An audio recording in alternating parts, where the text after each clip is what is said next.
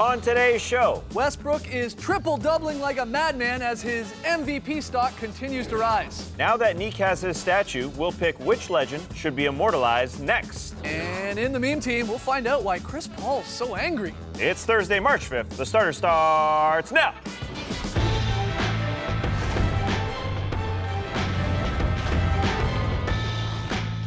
Good evening, Sweet World, and welcome to The Starters. Whether you're joining us live online, you're listening to the podcast, or you're catching us on NBA TV, we're very, very happy to have you. I'm J.E. Skeets, and alongside me, as always, Tess Mellis. Let's NBA. To my right, Starters blog editor, Trey Kirby. Ayo. Ayo! And finally, the international man of mystery, Lee Ellis. Why are you laughing? Really? You All put right. a bit of extra spice on it. Yeah, you're right. All right, fun show for you this evening. Spicy. We're going to show you Dominique Wilkins' new statue. They had the private ceremony, the unveiling of that today. It's very cool. We'll also get to a super edition of the meme team, one of the best meme teams we've ever had. But first, we tried to tell you Russell Westbrook was a cyborg.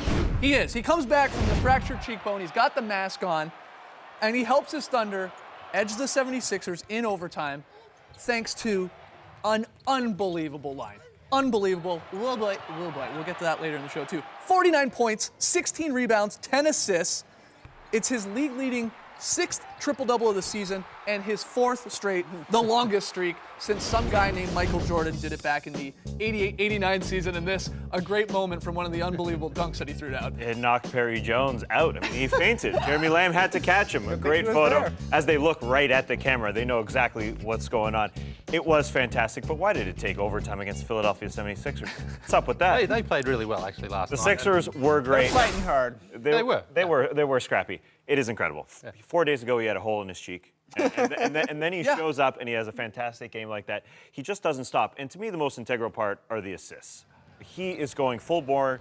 He is hustle Westbrook. He is playing like he normally does, which is crazy to say because this is normal now for him.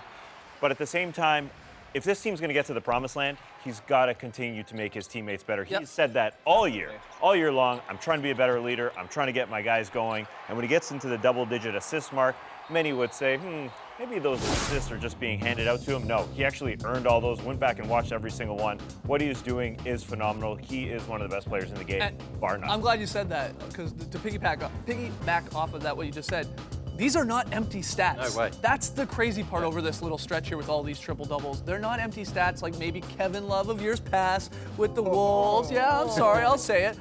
These are so important to this team, his team getting these wins without Kevin Durant here. That's what's crazy about it. That's 7 straight games of double-digit assists, and he had his career high 17 in that stretch as well. But also last night, what's kind of been overlooked is he shot 48.5% from the field, 16 of 33. Some people are criticising him for taking too many shots. I don't care how many you shoot if you're shooting basically 50%. That's what he needs to do for his team, and it worked last night. He's leading the league in usage percentage because basically he has to. There's nobody else with Durant out who can really get their shots besides Dion Waiters, and you probably don't want him getting his own shot all the time. They need him to score every single time he has the ball or pass it to somebody else to score, and he's doing it. Dion Waiters, his first career double-double yesterday. Yeah, you're too. right. Crashing them boards. But besides Russell Westbrook, the starters had 12 points combined.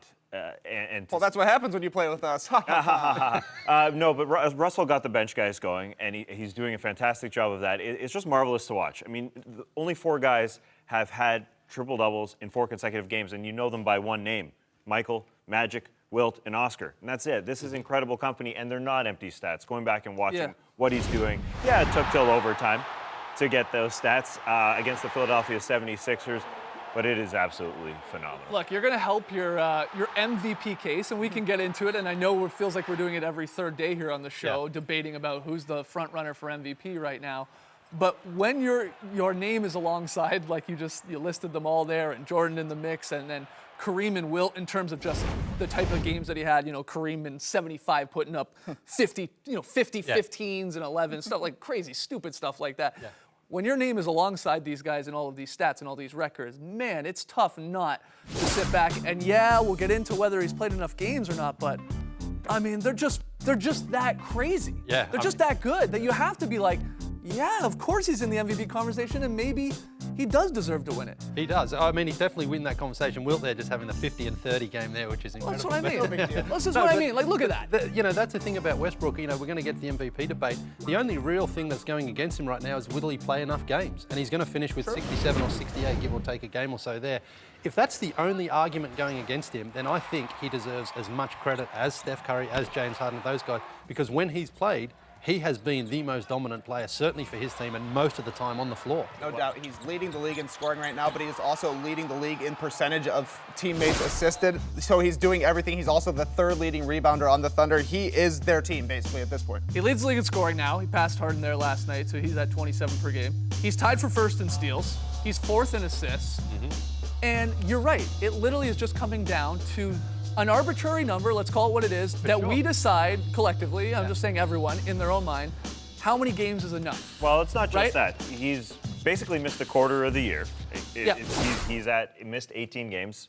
If he plays a max at 64 games, that's the fewest for an MVP winner if he were to win it since Bill Walton, way back when. A quarter of the year. I think that that has to be a mark against him. Second, his team's going to finish in the bottom of the playoff picture. Definitely. In seventh or eighth spot. And yes, I know you can say if he was there, then they wouldn't be in the bottom of the playoff picture. That is definitely 100% true. But for a guy like James Harden or Steph Curry that's been doing it for the entire year, rather than 3/4 of the year like Russell Westbrook, I think that has to be a big knock against him. Yeah, I wouldn't take the playoff positioning into account, though, because of those games that he wasn't there. I mean, the team wasn't performing, and since he's been back, he's gotten them into the playoffs. So, Yeah, but it's hard to argue you're valuable if you're not playing in the game. You're not bringing any yeah, value when you're I sitting know on the that. bench. I get that, but I mean, if you're going to look at his record, you got to take out the games where he wasn't there, where he wasn't even playing. Well, I wouldn't. So I a wouldn't guy just- can win an MVP if he's there for half the year. I mean, he's Well, only going to be who there said for half the 3/4. year? Well, he's going to be there for 3/4 of the year. That's what I'm saying. Yeah. We just come up with a certain number. Yeah. Where do you draw the line? If a guy sits out, let's say, hypothetically, a guy doesn't play 41 games and his team goes, 5 and 36, and then the guy plays the other half of the season and they go, 36 and 5, and he goes 30, 10 and 10. You start to go, well, is he not the MVP? I'm obviously blowing these numbers. I'm just pulling them out of thin air, but it's along the same lines here with Westbrook. It's along the same lines because the numbers are that crazy right now. Yeah, they're definitely slightly better than Curry, Than all the other- yeah. Curry and Harden's. That's definitely. I mean, right now between Curry and Harden, you're just nitpicking anyway, trying to find which guy has got some sort of weakness. Some people don't like James Harden's embellishment. Some people might feel Steph Curry has better all-round support. It doesn't really matter. You can't make a definitive argument against one of those two guys against each other that would really separate them, in my opinion. Can I ask you a question? Not who should win MVP. Who are you rooting for to win MVP? Because I know right now, for me, it is Westbrook.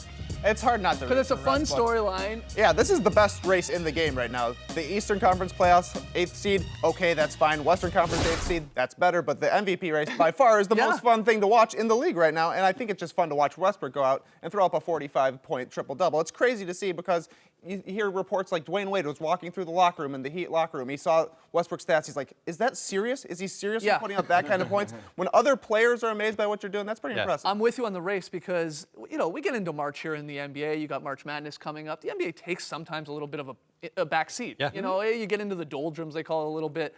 But because we have this right now, this race, the MVP race, there's 1 week where LeBron's going bonkers. There's 1 month where Westbrook's going bonkers. Curry and Harden at times earlier in the season, I think, had their moments as well. Anthony Davis before he got injured. That's what's cool about it. There's like a week or two that each guy sort of just takes over the league. Yeah, and the one reason why I am sort of cheering for Russell Westbrook is because of all the criticism he's taken over the years, and I just sort of want to make up for it. Just to compensate for all those people just ridiculing him for years and years. Yeah. This guy needs to be traded. I mean, he just can't play with Kevin Durant. There was a lot of that for the last couple You're of right. years. And he hasn't changed at all. No, He hasn't. and He hasn't. He's been in the league 6 years prior to this year. This is his 7th year. I mean, how much criticism has he taken over the years? That's why it's hard not to have this guy's back. It would be crazy to see teammates in back-to-back years win the MVP. I mean, that's never happened. And that's a big part Oh, of no, it, too. Bob Cousy and Bill Russell, okay. so way back. If back in KD's those not days, out, then obviously Russell doesn't win. It doesn't come close you're to right. the MVP. No, probably not. But that doesn't. I mean, that's just the way the season's panned out. You can make the same argument maybe for Durant last year, though. Part if of it. Westbrook Yeah, for sure. is not out there. Because they're both so great when they're both in the lineup, in a way they hurt each other. Yeah, they do. Chances They of take MVP. votes off each other. Both sides. Hey, look, it's going to change from day to day. I want to hear what you guys think. MVP right now. Jump on Twitter, #TheStarters. We got lots more still to come. We can debate this for another 20 minutes, but we got to move on. When we What's up, come kid? back, we're going to run through the coolest edition of the Meme Team next. Yeah, deal with it. Sunny in Indiana.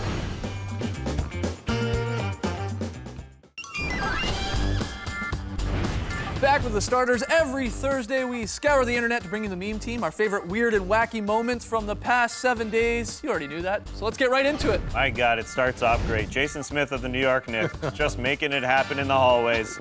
Look at this guy, bringing delight to everyone around him with these crazy moves. No surprise, though, that there's not really that many people around him. No. Usually by himself busting these moves. Yeah, you got to get out of the way or else you're going to get hit by those wild legs. That's the highlight of the Knicks season. All right, at number 4, watch Otto Porter at the bottom of your screen. Whoop. Who unplugged the controller? Oh, Otto. Oh, this is amazing. Look at him realize Tony Snell's got. Whoa! Now, Tony Snell missed the shot, but just still zoned out. We got some silliness in the stands here at number 3. This kid knows what's up. Oh yeah, the camera's on you, kid. This guy's a performer. Holla! What's up, kid? Why is he What's wearing up, kid? sunglasses at the game? When Nene got fouled out of the game, these two Bulls fans bid him farewell. Adieu. Bye-bye. Nice to see you. Bye-bye. Goodbye. It was a bad game for Nene. Hawks fans mock James Harden's celebration here. Stir that pot. Oh, yeah. We're stirring the pot, man. Boom. Nice gumbo. Very good stuff. And this isn't a fan, but this OKC employee really enjoys his gum, and we had to point this out to you. A couple of deep chews right there. Strong jaw. Serious eyeball. All right. Snapping that gum. At number 2, if you're going to put a mic on some guy, you got to make sure it's Iman Shumpert. Uh-oh, it's party time. It's party time. Party time. Oh yeah. Oh man. Oh, that's too strong. Oh, Maserati. Oh, Maserati. We've been on the road for so long. Way to play, baby. Way to play, baby. Too strong. Oh, yeah. Wednesday against the Blazers, DeAndre Jordan warming up his hands on a Clippers staffer's head. He takes it. He just takes it. They've done Yeah, that he walks before. away. You can tell he's kind of a good luck charm. Yeah. Don't do that to Chris Paul, Line man. it up. Oh, Unfortunately, the game didn't end well for those hands. As a shot goes up, DeAndre Jordan just freezes. Everybody's frozen. Just put it up, says Chris Paul. Everyone's a real Otto Porter in this moment. This is the shot of the year right here. Chris Paul telling DeAndre Jordan, shoot the ball! That is great stuff. Chris Paul was the only one who realized he should have shot the ball. Everybody Right. froze. That's a tough spot. It was the shot clock. The light went off. He thought the game was over. That's what you're there for. You always shoot it. exactly. You always shoot it Always just shoot in it. case. Oh, I love that. All right. I told you, a pretty good edition there of the meme team. One more throwback meme edition, if you want to call it that. We were looking at old Dominique clips. Game 7 semi-conference between the Celtics and the Hawks. Now, Doc Rivers, end of the third quarter, goes for the full court chuck. Watch this poor guy Oh, man. just get absolutely pinged from at least, that's like 100 feet, 95 feet. Bang! Hat goes flying. Larry, he's okay. Oh, yeah. What a All good right, one. Larry. So a throwback meme edition there. Yeah. Finally, we had a wedgie as well last night. Finally. They're all Oh. snowflakes. They're beautiful. They're unique, just like every one of you at home. We haven't seen one in a while. Tim Hardaway misses that one. That's a weird one, right, Clyde Frazier? Thorning. What was that word you just used? Thorn. You got your own, come with your own sound effects. Clyde enjoyed it just as much as we did. 34 total wedgies on the season. It had been a while. How many days, Trey? I don't know. Like 12. 12, I think digits it's now. right. It had been a while, and we had an almost wedgie as well last night. Ian Eagle, Jim Spanarkel, take it away. Double team. Anderson to Jordan, puts it up. Oh, we nearly had a wedgie. No neck balls tonight for you. Great stuff. I'm not sure what a neck ball is, but we had it near wedgie. We had it near Play wedgie. around a neck ball. after But the this. ball, maybe? Yeah. Iron Eagle loves a wedgie. He really does. He really does. All right, we got to take a break. When we return after the jump, Neek, now that he has his own statue, we're going to ask the question, which NBA great is next in line to be immortalized in bronze? Look at that. Beauty.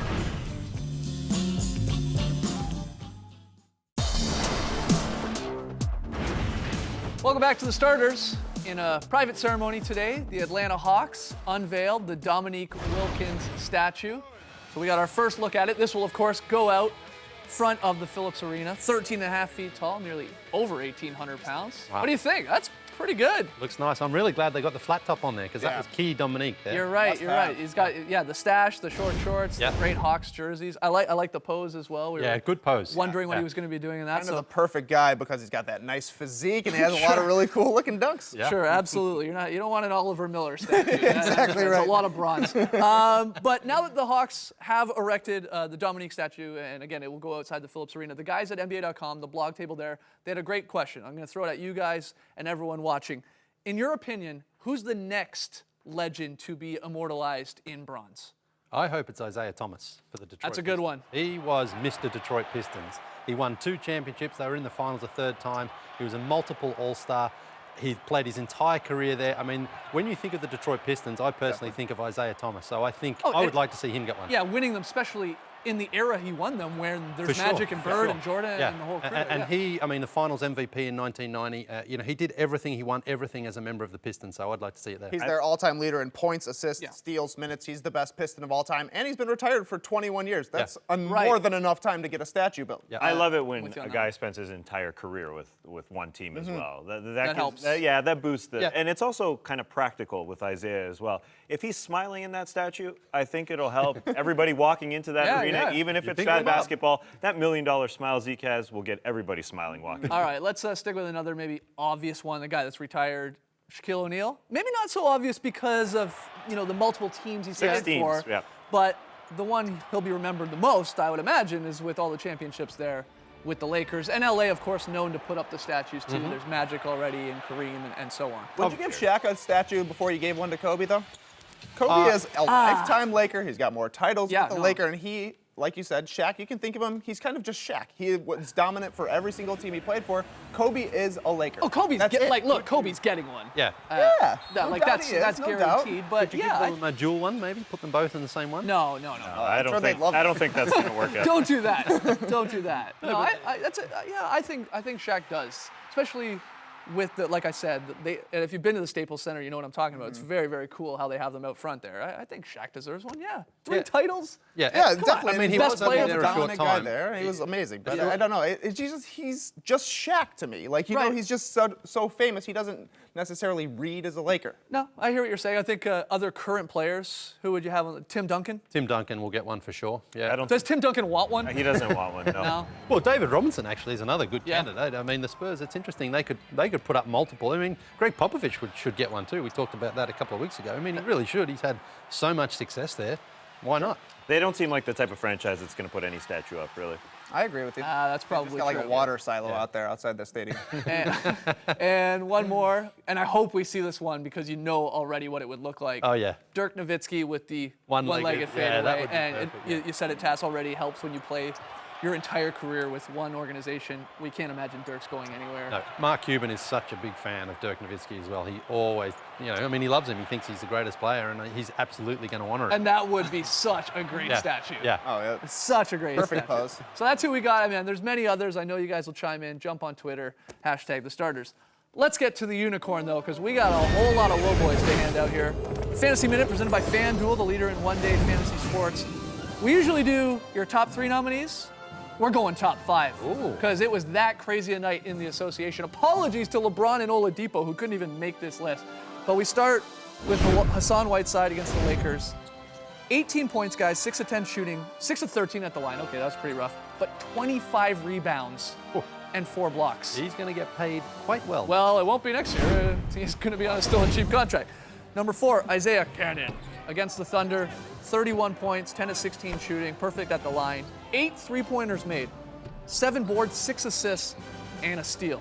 Great night. Maybe that was a good trade. And we Maybe told you it to was. pick. We told you to pick him up as well in fantasy. Chris Paul, number 3, 36 points, 14 of 29 shooting, perfect at the line. Couple threes, 6 boards, 12 assists, 1 steal. He's been doing this for the last little while. Chris Paul, whose name's not even in the MVP conversation, really. This guy was and still is Anthony Davis. 39 points on 17 of 30 shooting, 13 boards, 2 assists, 3 steals, 8 blocks. He's back. But Russell Westbrook, the masked man, 49 points. We already went over it. 16 of 33, 16 of 20 at the line like he's James Harden. 1 3, 16 boards, 10 assists, 3 steals. I'm not done, Unicorn. one block. One mask. What a night. One headband. What a night. What I don't like about the mask is he looks less menacing. Yeah, a little bit. He doesn't look as mean. I would It's hidden. Maybe it's the headband. It's hidden in there. Maybe it's the headband. All right, final break. But when we return, can't wait for this. We got to pick 'em payoff results and last night's very solid play. And yes, tonight, the return of Sags. Craig Sager, come on back.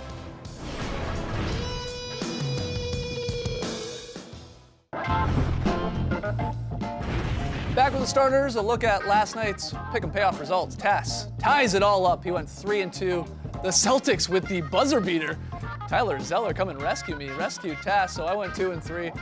We're both 9-6. Let's get to tonight's picks. Tyler Zeller never been sweller. We disagree on both games. A rarity here on the starters. I'll take the Thunder on the road, and I'll take the Blazers at home. Tass, of course, will take the Bulls at home and the Mavs on the road. Rondo TNT. Good luck to you. Excited about the games, even more excited about who we're going to see tonight. Returning to the sidelines, Craig Sager, after 11 months after he was diagnosed with leukemia, will be at that Thunders-Bulls game on TNT. Our friends over at Chideo.com sending over these Sager-esque T-shirts. You'll see some other For you, people Sags. wearing these. Yeah, I love these. I love these. Oh, yeah, so do It says I. Elvis lives on the back. It's very cool. Lee. Sure does. That is Lee's now. That might be the best shirt you own, actually, now. Easily. Yeah, easily. I'll be wearing this around the house tonight. Highly encourage you guys, you see it there at the bottom of your comfy. screen, to donate. Jump over to Chideo.com to do that. Love that. All right, Lee, before we get to the very solid play, Yep. we have a sign. Right, yes, it comes in from Serial Sign Senderina. At Self-Defeating down in Miami. Swaggy Lee there, and I think he's hit it on the head there. Look at that. It's like you right now, actually. Yeah, it I does. need that shirt, by the way. That's that Swaggy P shirt. I really need it. but Swaggy Lee. It's Very expensive. Very expensive. How expensive is that shirt? We're talking a couple of hundred, Tassie. you could afford it. No, I wouldn't buy that. Lee, very solid Not play. even a little gift for me. Right, we're going to Minnesota. We haven't seen a lot of the Timberwolves this year in the very solid play, but they get one here. Kmart starts it. Yep. And he also ends it with a, not quite a wide open three ball, but it's still a three ball. Look, the Timberwolves, this is not their season, but in years to come, I think we're going to see a lot more of this. And that's what I call a very solid play. In a very solid shirt. I love it. Yeah, I know you do. I know. Brown is my color. Is it brown or gold? It's not brown. It's gold. Guys, tomorrow, we'll be back, of course, tomorrow night with the television show, but in the morning, we'll be recording the Drop podcast. It's an hour long. You can catch it on the blog and iTunes. We're going to get into this James Harden no call Everyone up in arms. last The night. ref Yes. missed a call. Zach Randolph, yeah, It across the happens. arms. We will. We meant to get this into today's show, talk about the MVP race a little too long, but we will talk about that on the podcast and really just in general how James Harden plays and how the Rockets play. So catch that on the blog, iTunes. We'll be back tomorrow night at 6:30. Join us then. Yes, and thank you very much for joining us today. And remember, anything, absolutely anything, is possible. Brace the night, people.